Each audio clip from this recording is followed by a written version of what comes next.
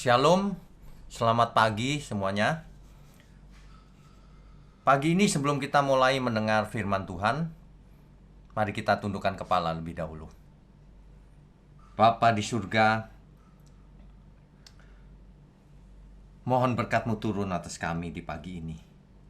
Jadikan pagi ini pagi yang penuh kebenaran, agar setiap kami anak-anak-Mu ini mengerti bagaimana harus hidup, bagaimana menulis lembar-lembar hidup kami sampai akhir hayat kami.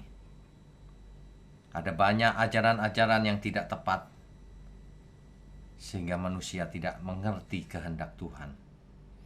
Biarlah pagi ini Engkau pakai mulut hamba-Mu untuk menyampaikan kebenaran ini. Hanya di dalam nama Tuhan Yesus kami berdoa. Amin. Baik.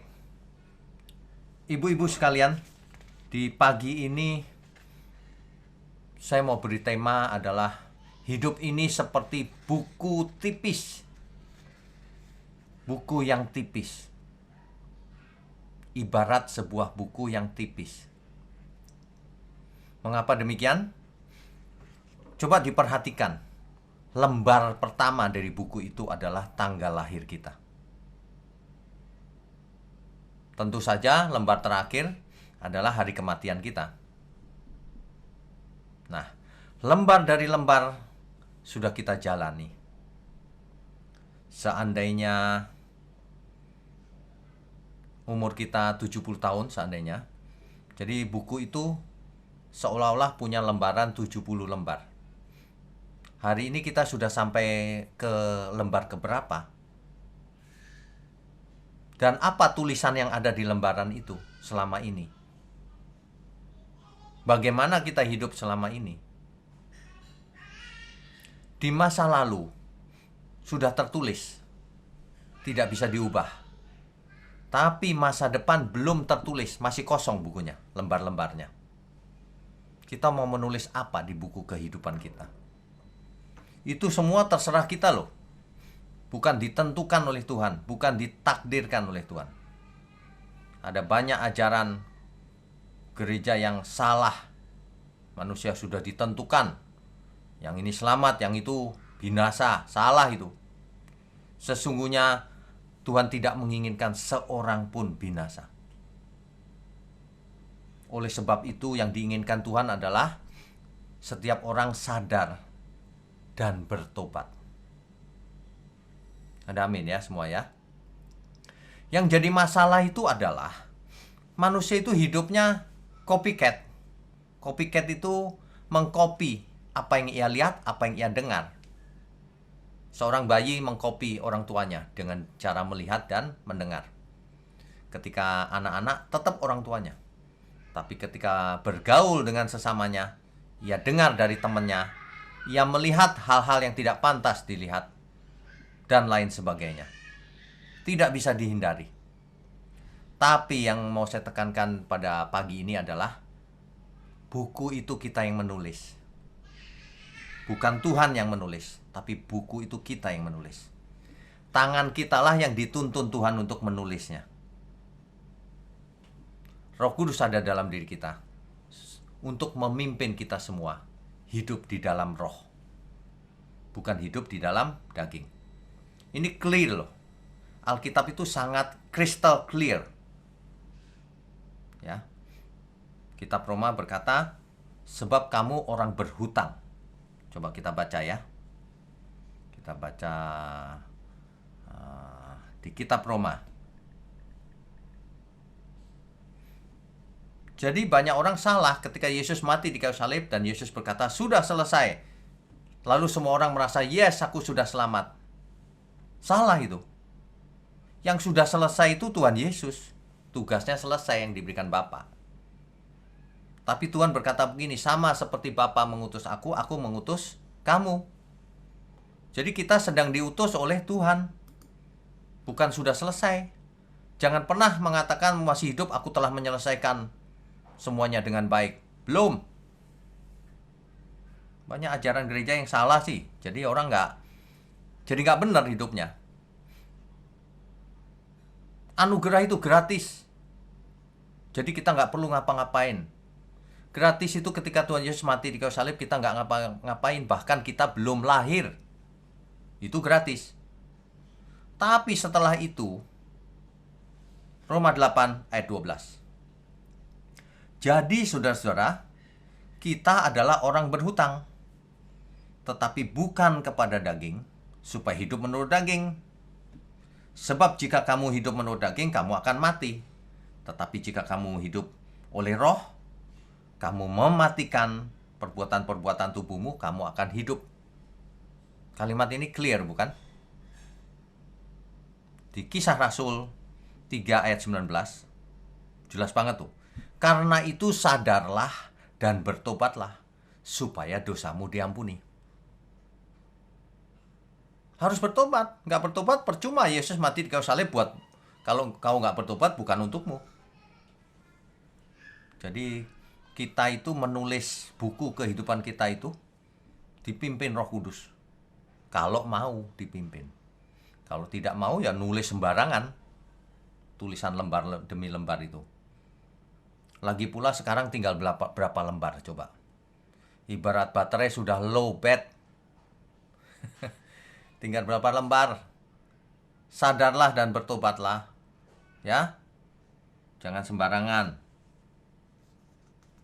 Bukunya tipis. Sebentar habis lembarannya. Kita tidak tahu lagi setebal apa. Buku itu akan dipertanggungjawabkan di hadapan Tuhan. Seluruh perbuatan kita selama kita hidup.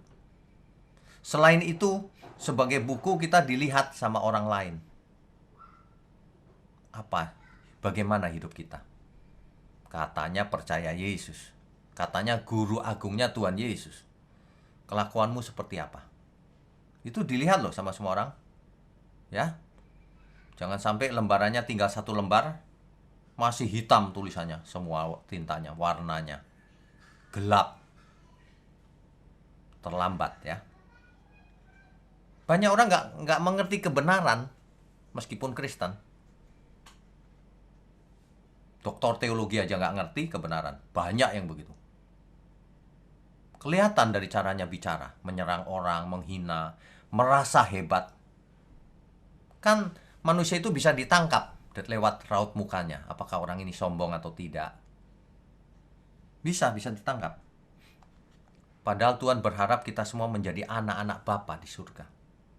Yang karakternya karakter surgawi. Amin ya. Karakter surgawi itu jangan aneh-aneh.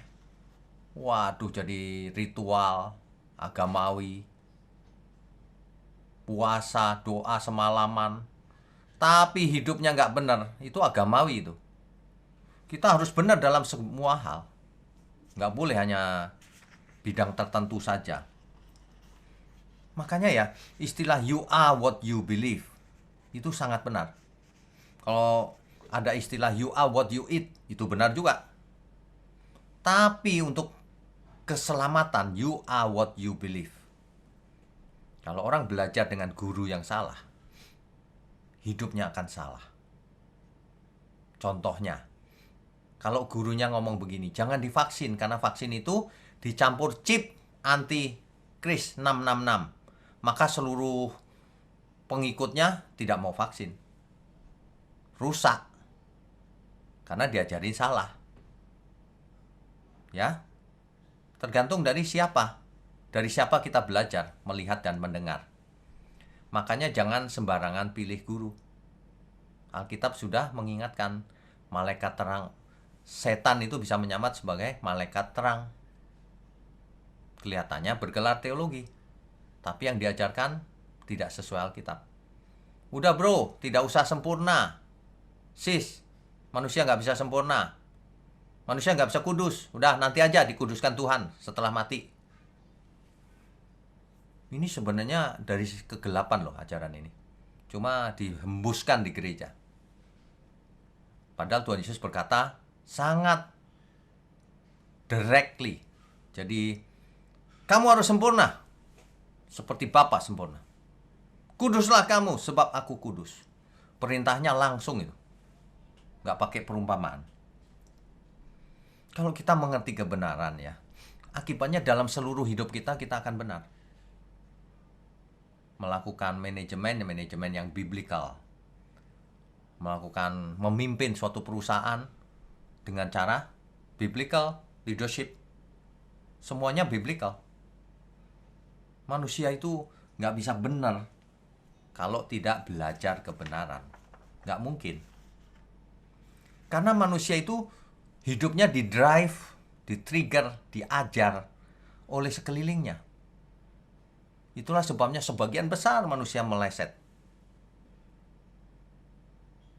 Ada seorang ahli psikologi atau manajemen atau psikologi ya, campur. Namanya Maslow.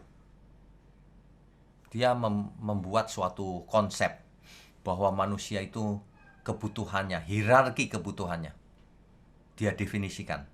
Terkenal dengan hierarki kebutuhan Maslow.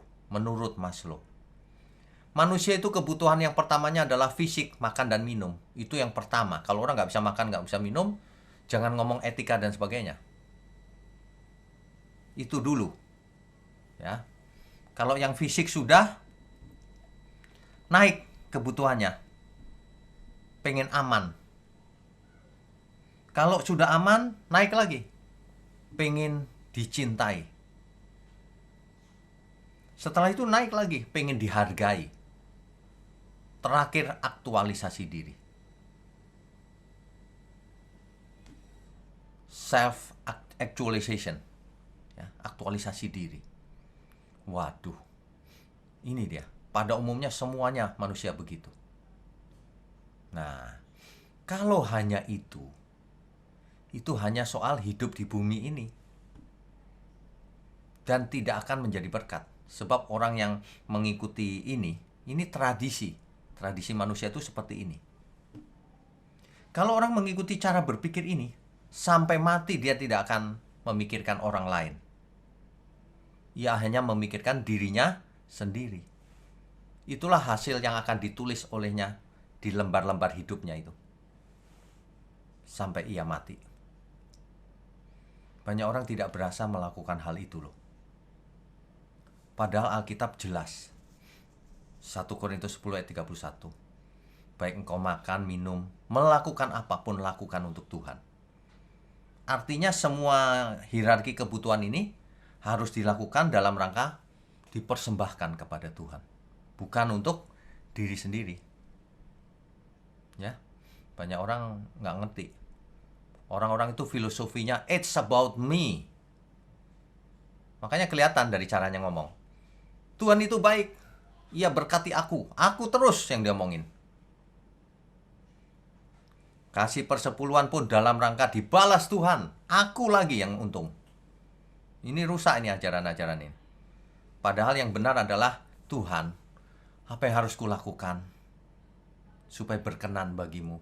Berkenan itu artinya menyenangkan dia. Pleasing God. Itu artinya. Sebenarnya begitu. Banyak orang nggak menyenangkan diri sendiri. Ya, mari kita belajar semuanya. Saya cuma kasih contoh simple saja. Kalau orang pikirannya pusatnya adalah diri sendiri, ya nggak bisa jadi murid Tuhan Yesus. Karena sebagai murid Tuhan Yesus kita harus jadi garam dan terang dunia. Mengalir keluar berkatnya. Bukan hanya untuk diri sendiri. Kita diberkati Tuhan supaya kita bisa jadi berkat. Itu intinya di situ sebenarnya. Orang salah mencari berkat, tapi untuk dirinya sendiri. Nah, contoh sederhana. Di dunia ini ada banyak orang yang, ini maaf ya, biasanya ibu-ibu sih, sukanya mengumpulkan barang-barang bekas. Kalau sudah nggak pakai, ditaruh di gudang. Padahal selamanya juga nggak dipakai, akhirnya rusak, dibuang juga gitu. Ini cuma contoh ya, mudah-mudahan ibu-ibu di sini nggak ada yang begitu. Ya, makanya dalam beberapa waktu yang lalu saya ajak semua orang, ayo siapa yang punya, misalnya punya laptop 2, satunya di gudang nggak dipakai, nanti rusak lama-lama dibuang. Lebih baik dikasih ke orang yang membutuhkan. Ini contoh sederhana ini. Makanya banyak orang kirim laptop ke saya yang bekas-bekas itu. Ada yang kirim baru juga sih. Langsung saya bagi-bagi. Banyak orang di dunia ini susah hidupnya. Nggak bisa beli laptop. Apalagi online begini, harga diketok naik tinggi. Waduh, saya lihat ini luar biasa ini manusia ini ya. Udah bagi-bagi, sudah berapa ya? Hampir 15 laptop saya bagi ke orang. Terus ini, ada banyak orang kalau dengar minta ke saya. Nanti ya, sebentar ya, saya cari. Kalau nggak ada, saya belikan, saya bilang. Ibu-ibu jangan mulai sekarang bertobat ya. Jangan menyimpan benda yang nggak bakalan pakai. Cepetan dikasih orang mumpung bisa dipakai. Kasih aja langsung siapa yang membutuhkan. Kalau memang belum tahu siapa yang dikasih, kasih aja ke gereja kita, nanti kita salurkan. Karena banyak orang kalau butuh sesuatu ke gereja sekarang, ke gereja kita, di gereja lain nggak dikasih. Ya, harus mengerti kebenaran. Hidup ini cuma sekali. Menulis, kita tulis apa itu buku kita itu di lembar-lembar terakhir hidup kita ini? Ditulis dengan kasih atau ditulis dengan ego? Egonya itu. Orang yang egois itu sebenarnya seperti Lucifer. Aku hendak, aku mau, aku terus yang diomongin. Lucifer kan begitu, aku hendak naik di ketinggian, mengatasi bintang-bintang Allah. Aku hendak, aku mau menjadi seperti yang maha tinggi. Begitu, mau dimuliakan, mau ngetop, begitu. Waduh, ya. Pada umumnya orang meleset, kenapa? Satu, tidak punya pengetahuan. Kenapa tidak punya pengetahuan? Tidak mau belajar. Atau pengetahuannya salah. Kenapa? Ketemu guru yang salah. Diajarin yang aneh-aneh. Yang begitu tuh. Ya. Apapun penyebabnya, tetap saja binasa. Nggak sengaja, Pak. Nggak bisa nggak sengaja. Nuranimu harus hidup. Siapa yang benar, siapa yang nggak. Cross check di Alkitab. Makanya jadi manusia nggak boleh mudah dibohongin. Ada banyak yang aneh-aneh di dunia ini. Ajaran yang mistik. Kalau lawan setan, bikin ramuan, garam, dan sebagainya. Kalau lawan setan, pakai minyak, didoakan dulu. Cari ayat-ayat di Alkitab yang melawan setan mana. Nggak ada. Banyak orang akhirnya nggak jadi berhikmat karena diajar salah oleh guru-guru palsu. Ya. Orang itu banyak yang gagal meraih hidup ini. Padahal hidup ini menarik loh. Banyak orang hidupnya apa ya? Kesepian, frustasi, depresi, tidak pernah merasa puas, kurang terus yang dialami. Itu yang menyebabkan orang hatinya ada di sana. Itu penyebab daripada seseorang hatinya tidak bisa ke Tuhan. Kenapa? Karena terhambat oleh keinginannya sendiri. Dunia ini manusianya sakit. Sakitnya kelaparan, bukan karena kelaparan kurang makan. Ada sih yang kurang makan, betul. Tapi yang terutama adalah kelaparan jiwanya. Orang sudah kaya, sudah sukses, sudah populer di dunia ini, tapi jiwanya kosong. Itulah sebabnya banyak artis bunuh diri, banyak konglomerat bunuh diri, CEO pada bunuh diri. Kosong jiwanya. Kelaparan. Itu bukan lapar makanan loh.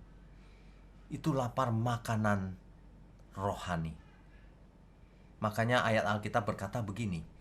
Karena manusia hidup bukan dari roti saja, tetapi dari setiap firman yang keluar dari mulut Allah. Itulah makanan jiwa dan roh kita. Kalau kita makan kenyang, gejalanya jelas tuh. Penyakitnya akan sembuh dari kesesatan itu. Tapi kalau kelaparan jiwanya, gejalanya juga jelas. Manusia duniawi, gak pernah makan rohani. Wah, saya makannya dari Alkitab. Iya, tapi artinya salah. Makanya selalu gak tenang hidupnya. Kita mesti jujur pada diri sendiri. Kenapa hidupku nggak tenang ya? Something wrong itu. Artinya firman yang didengar selama ini salah.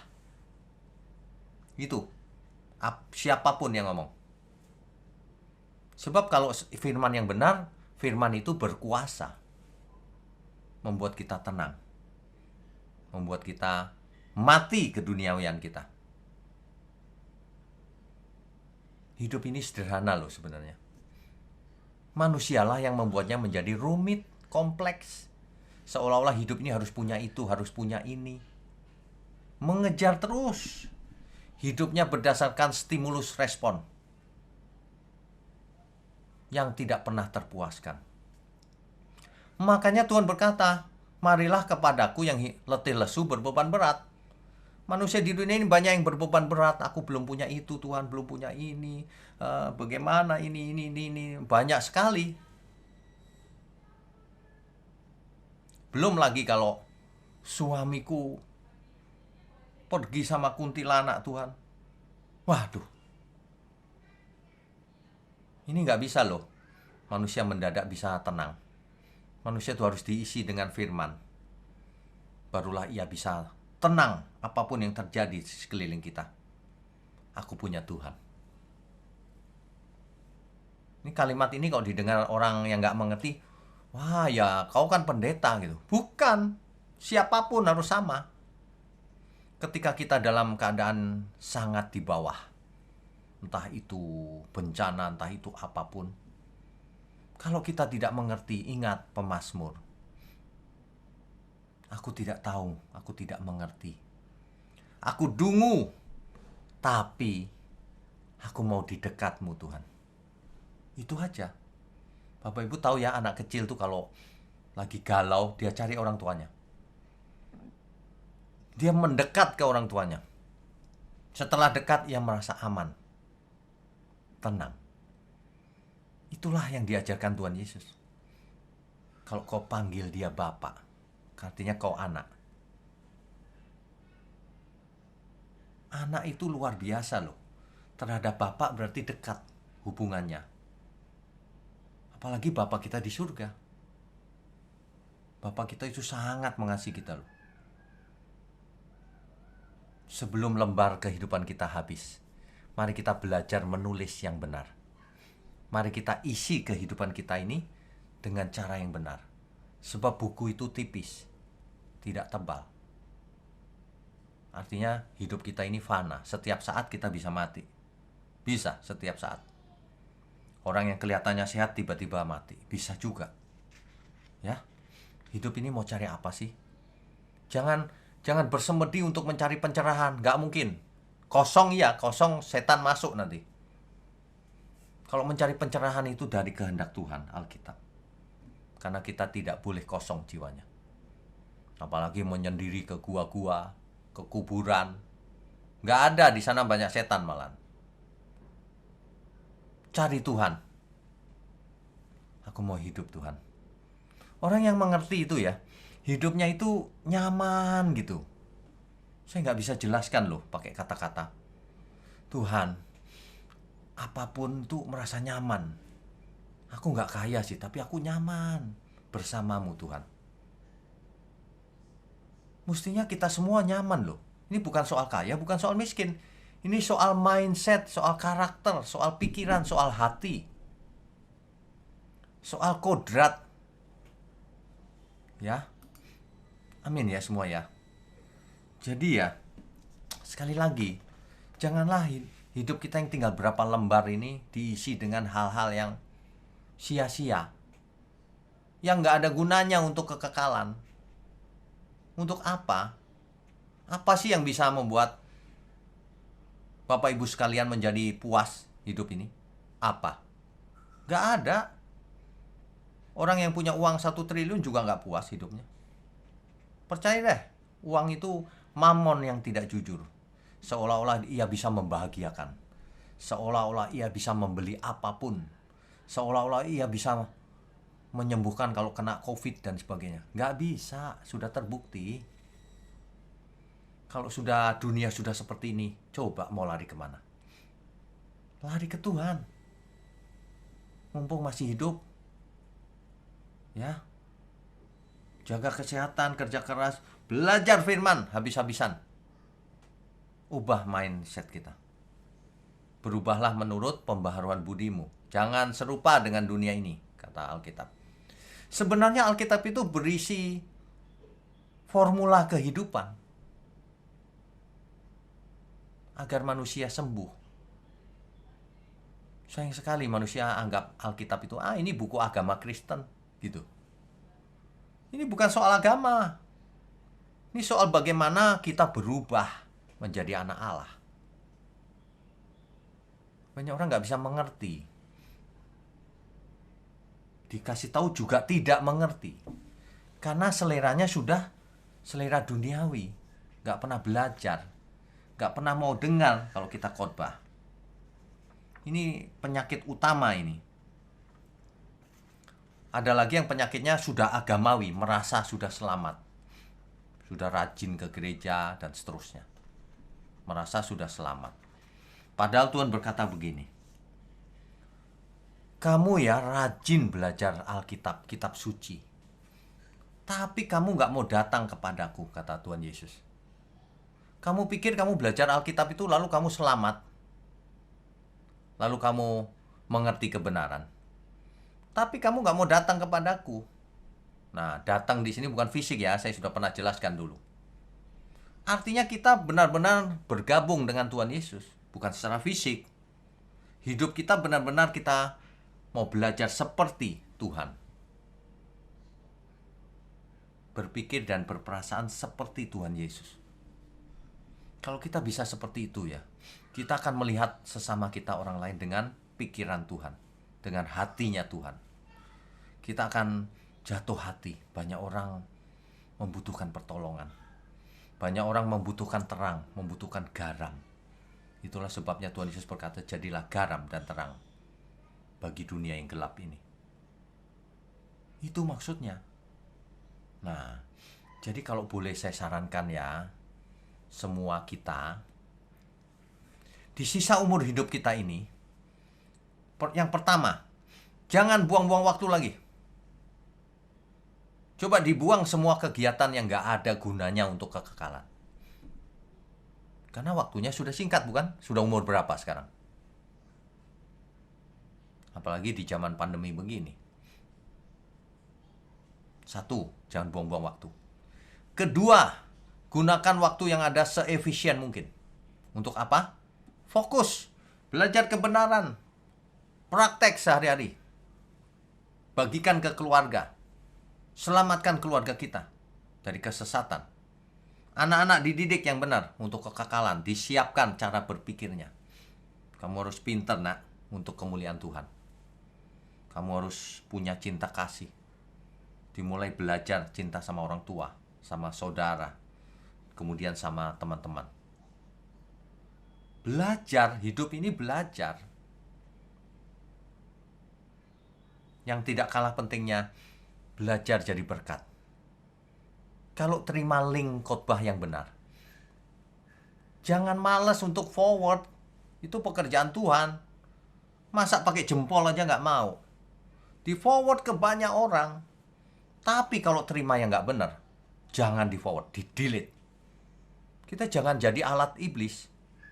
Kalau forward, kalau hoax gitu, di forward kencang-kencang. Kalau kebenaran nggak di forward. Ini hal simple loh padahal. Mari kita jadi berkat. Apa saja yang kita terima kita forward. Kalau kita punya lebih, bagi-bagi. Kalau salurannya gak tahu kasih siapa, kasih ke gereja yang bisa dipercaya. Nanti kita salurkan. Dunia sedang lapar. Butuh. Ada banyak orang yang miskin. Kasihan. Anaknya sekolah di zaman Zoom begini, nggak bisa punya laptop, nggak bisa punya handphone. Handphonenya susah. Waduh, yang begitu-begitu kita kasih. Supaya dia bisa sekolah. Supaya orang bisa merasakan di bumi ini ada surga kecil. Ada orang yang terima laptop, ya aduh Tuhan, ini nggak pernah terjadi seumur hidupku, katanya begitu. Minimal dia merasakan surga kecil. Saya cuma bilang sama dia, nggak usah terima kasih sama saya, terima kasih sama Tuhan. Mari kita membuat mujizat, Bapak Ibu. Itu mujizat yang dialami oleh orang-orang yang membutuhkan. Amin ya semua ya. Mari kita berubah. Iman itu harus nyata. Kalau iman cuma di pikiran, aku ngerti. Itu angan-angan, halusinasi. Iman itu harus dilakukan. Iman itu nyata ketika kita melihat orang apakah kita jatuh hati. Itu iman. Jangan hidup kita senang sendiri, yang lain bodoh amat. Itu bukan iman. Ya. Jadi saya sarankan minimal 3 itu. Buang semua kegiatan yang gak ada gunanya. Waktunya kita sempit. Kedua, belajar. Belajar firman yang benar, dari khotbah-khotbah yang benar, seri online Bible study, atau manapun yang Bapak Ibu anggap benar. Tapi hati-hati loh, gak semuanya benar. Yang ketiga, kita harus jadi berkat. Baik membagikan kebenaran, membagikan khotbah, ajaran yang benar, maupun membagikan berkat fisik. Itu penting. Amin ya semua ya. Ibu-ibu sekalian, mari kita tutup dengan doa ya. Mari kita berdoa. Bapa di surga, kami mengucap syukur kalau kami masih punya lembar-lembar hidup ke depan. Kami mau tulis bersama Roh Kudus, lembaran demi lembaran, sehingga seluruh hidup kami menyenangkan hati Bapa di surga, menyenangkan Tuhan Yesus. Itulah tulisan yang indah. Terima kasih Bapa. Kami mau serahkan hidup kami dalam pimpinan Roh Kudus. Dan juga untuk persekutuan doa Iktus, Tuhan berkati selalu, agar banyak ibu-ibu yang tulus-tulus ini semakin hari semakin mengerti dan mengalami perubahan dahsyat dalam hidupnya, sehingga seluruh keluarganya pun diberkati. Terima kasih Bapa, hanya di dalam nama Tuhan Yesus Kristus kami sudah berdoa dan kami sudah mengucap syukur. Haleluya. Mari semua katakan amin. Amin. Amin.